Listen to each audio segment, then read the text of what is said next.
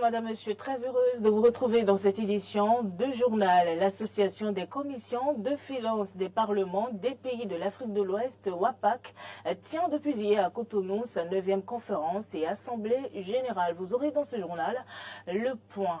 Comment réussir le choix de sa filière après obtention du baccalauréat? Les conseils d'un spécialiste en orientation scolaire sont à suivre dans ce journal. Et puis en dehors du Bénin, nouvelle frappe de l'armée russe en Kouspiansk, ville d'Ukraine, des pertes en vies humaines enregistrées et des dégâts matériels également. Voilà pour le sommaire. Restez avec nous pour le développement de ces titres et d'autres informations également.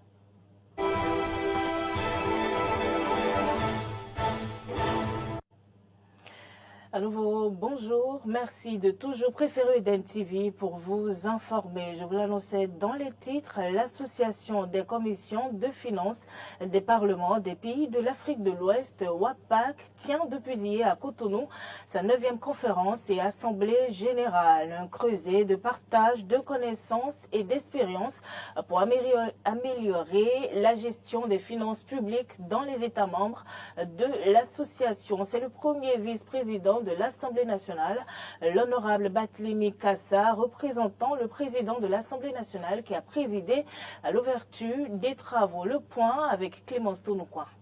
La gestion efficace de la dette publique et le rôle des commissions des finances et des comptes publics en Afrique de l'Ouest, c'est le thème de cette rencontre destinée à poursuivre la promotion de la bonne gouvernance dans les pays de l'Afrique de l'Ouest. À travers le partage de connaissances et d'expériences, les participants devront solutionner le défaut de transparence dans la gestion des finances publiques dans leurs pays respectifs.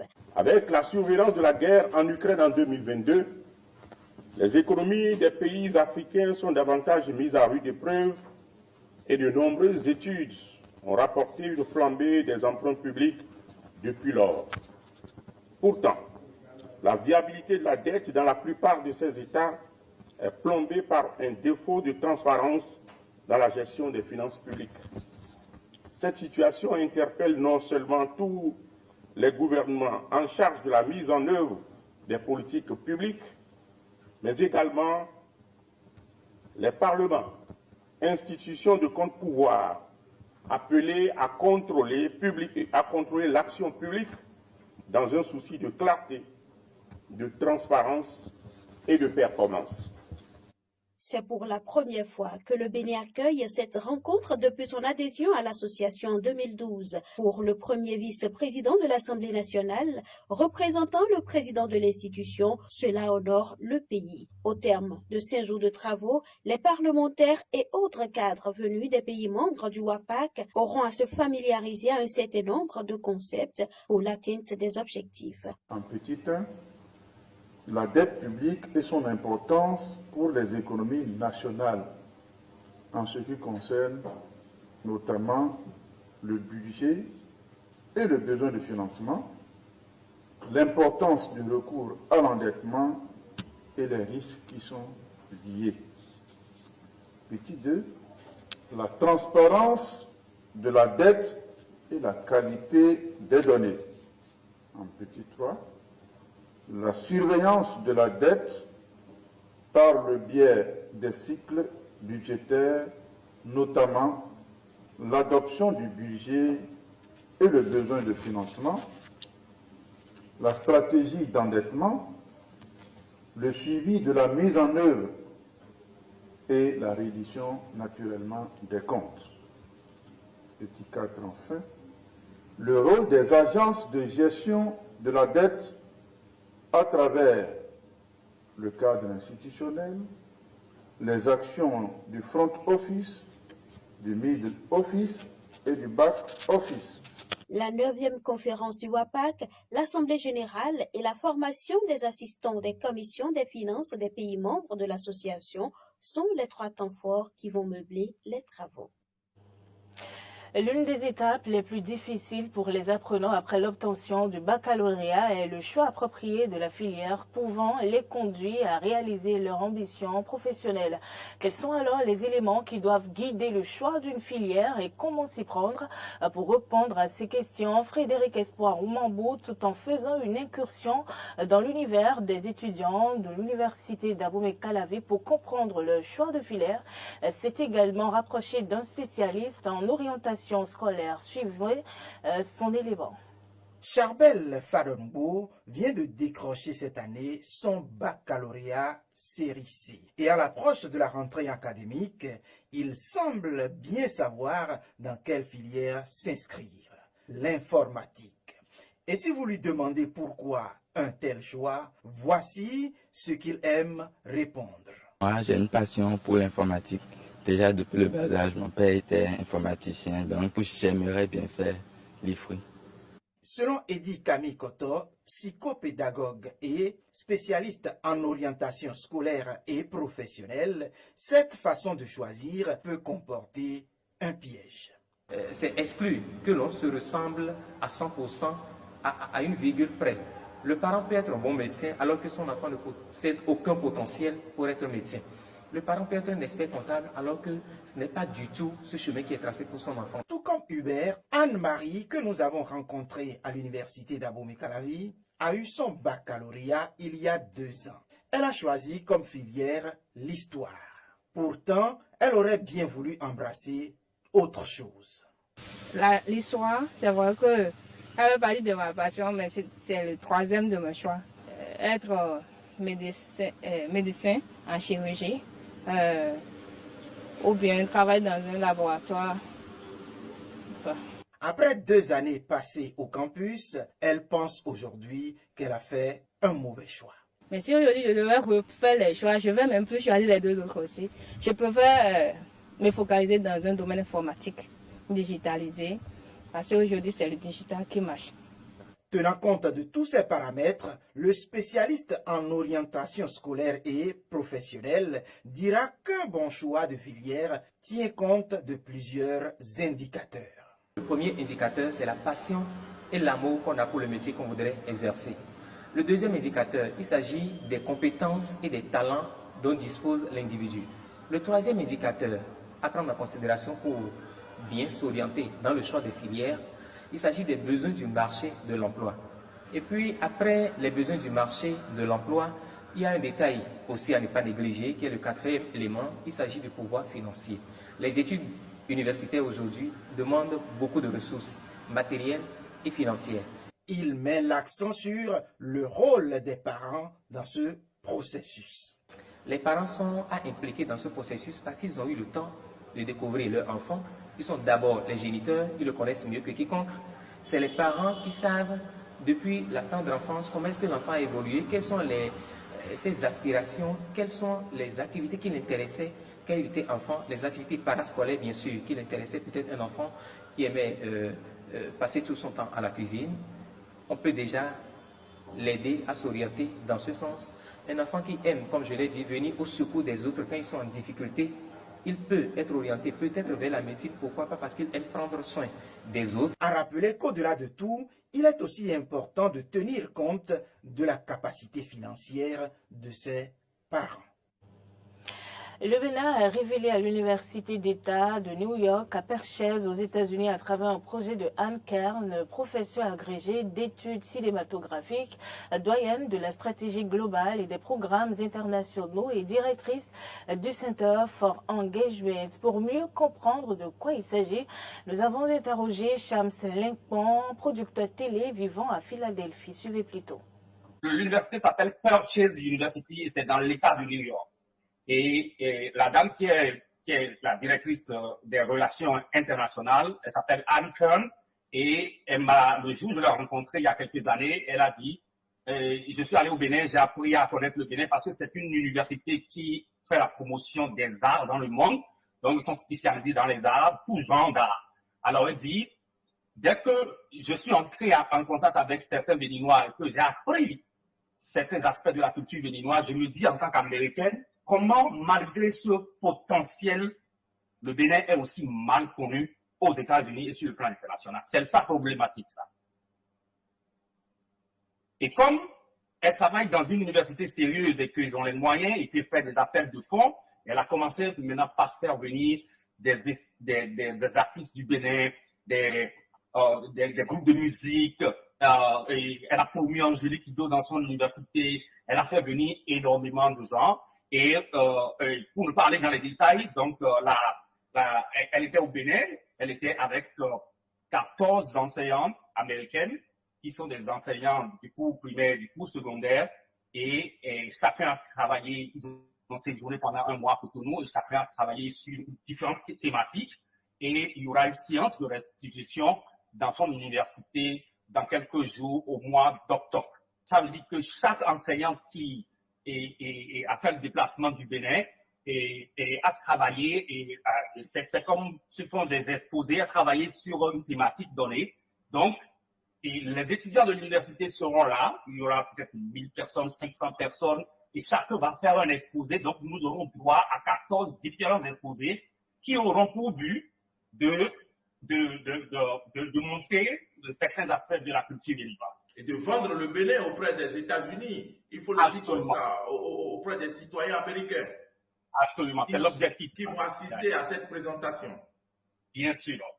Et maintenant, en prélude à cette présentation, parce que quand ils étaient au Bénin, ils ont eu la chance de rencontrer le célébrissime artiste que tu connais, Romuald Razumé. Bien sûr. Et il leur a montré son travail. Donc, ça a abouti sur une collaboration. Et Romuald Razumé est en train d'arriver ici à New York.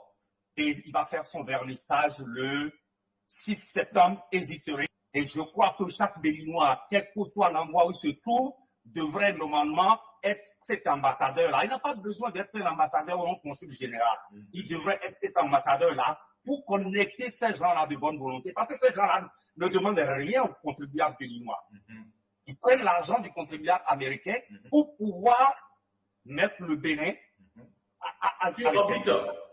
à merci, à révéler le Bénin. Et je crois que ça entre, malgré qu'elle n'est pas politique, ça entre dans la vision du chef de l'État de faire du Bénin un Bénin révélé en réalité. Nous allons espérer vous avoir le 6 septembre, le 7 septembre sur le vernissage de Romuald Razumé aux États-Unis, mais également sur cette conférence qui aura lieu dans cette université. Rappelez-nous le nom de l'université, s'il vous plaît.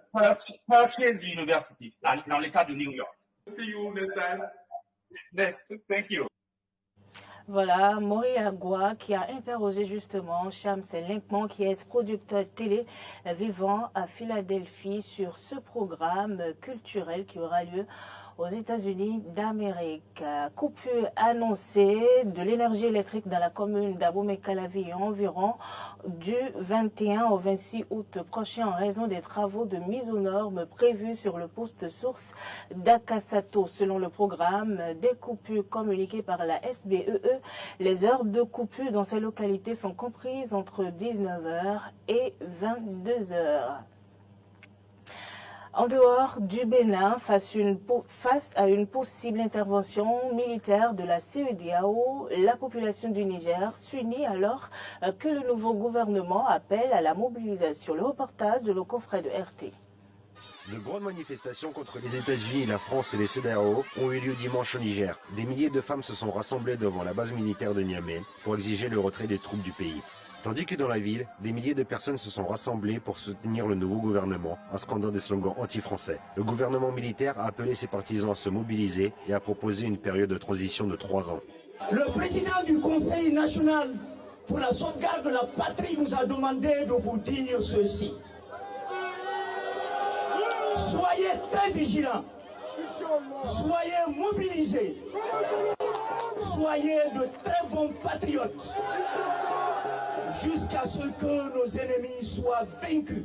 Les nouvelles autorités ont annoncé le recrutement de milices populaires. En quelques heures, plus de 50 000 personnes se sont ainsi mobilisées à Niamey. Selon certaines estimations, en cas d'opération militaire, les forces de la CEDEAO se retrouveraient en infériorité numérique face à l'armée nigérienne, sans compter le Mali et le Burkina Faso, qui se sont engagés à combattre aux côtés de Niamey contre les forces d'invasion.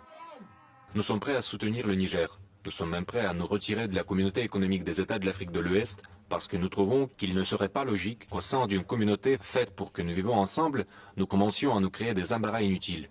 Un premier groupe de camions transportant 300 tonnes de produits alimentaires, escortés par l'armée burkinabé, a franchi avec succès la frontière avec le Niger. Avec la pression des sanctions de la CEDEAO et le blocage effectif de l'axe de transport et de logistique Niamey-Cotonou, le corridor de transport avec le Burkina Faso est devenu vital pour le pays, preuve du soutien déjà existant de Ouagadougou. La CEDEAO, c'est d'abord pour les Africains. Et nous ne pouvons pas comprendre que des phénomènes humains, ça veut dire des gens que par exemple le colon a placés comme des poteaux humains, comme des caméras humaines, juste pour surveiller et faire leur désir. Donc nous pensons que nous sommes, et le Burkina Faso est membre de la CEDEAO. Et en temps normal, on devait consulter l'avis des Burkinabés avant de prendre des décisions pour aller bombarder un pays frère. C'est un devoir moral pour notre État, en tant que pays voisin, de voler au secours du peuple nigérien. C'est une décision que nous saluons et de vivre parce que nous voyons que le Niger est un pays frère et nous souffrons du même problème. Alors que le Niger est frappé par les lourdes sanctions de la CEDEAO, l'UNICEF avertit que plus de 2 millions d'enfants ont besoin d'aide humanitaire. L'organisation alerte sur le fait que ces fournitures vitales restent bloquées aux différents points d'entrée du pays, notamment à la frontière avec le Bénin. Puis à Kupiansk, dans la région de Kharkiv en Ukraine, nouvelle frappe d'artillerie de l'armée russe. Regardez.